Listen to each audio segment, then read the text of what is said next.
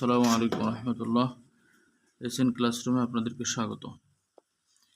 দশম বিসিএসে আসা একটা অঙ্ক। এই ধরনের অঙ্ক আপনি 5 সেকেন্ডের মধ্যে কিভাবে সমাধান করবেন তার টেকনিক খেয়াল করুন।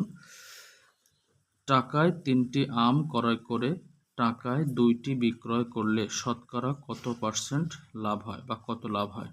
টাকায়, অর্থাৎ এখানে টাকায় মানে কি আপনাকে বোঝাইছে 1 টাকায় 3টি আম ক্রয় করে একই টাকায়, এই যে কি বলছে, টাকায় 2টি বিক্রয় করলে শতকরা কত লাভ হয়? এই ধরনের অঙ্কের একটাই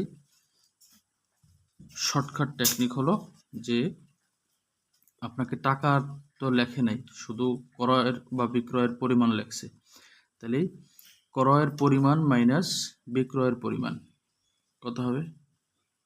ক্রয়ের পরিমাণ ছিল 3টা, বিক্রয়ের পরিমাণ 2টা, ভাগ বিক্রয়ের পরিমাণ দিয়ে দিয়েছেন, জাস্ট গুণ দিয়ে দেন 100, হয়ে গেছে অঙ্ক। কত হয়? উপরে থাকে 1, নিচে থাকে 2 গুণ 100, এটা দিয়ে দিলে 50%, উত্তর হয়ে যায় 50%।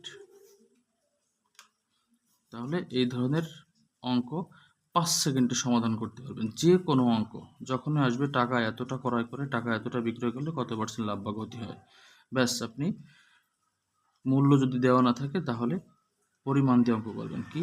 ক্রয় পরিমাণ মাইনাস বিক্রয় পরিমাণ ভাগ বিক্রয় পরিমাণ গুণ 100। 5 সেকেন্ডে আপনার অঙ্কটা সমাধান হয়ে যাবে। এই ধরনের শর্টকাট টেকনিকের অঙ্ক পাওয়ার জন্য আপনারা আমাদের চ্যানেলটা সাবস্ক্রাইব করবেন প্লিজ। পরবর্তীতে যে কোনো ভিডিও আপলোড দেওয়ার সাথে সাথে আপনি নোটিফিকেশন পেয়ে যাবেন।